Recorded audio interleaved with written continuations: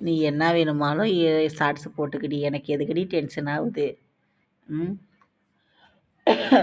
இந்த என்னை விட்டுட்டு அவன் இருக்க மாட்டான். பாரு, நான் அவனை திட்டுறேன்னா பார்த்தியா, என் கூடவே தான் இருக்கான்.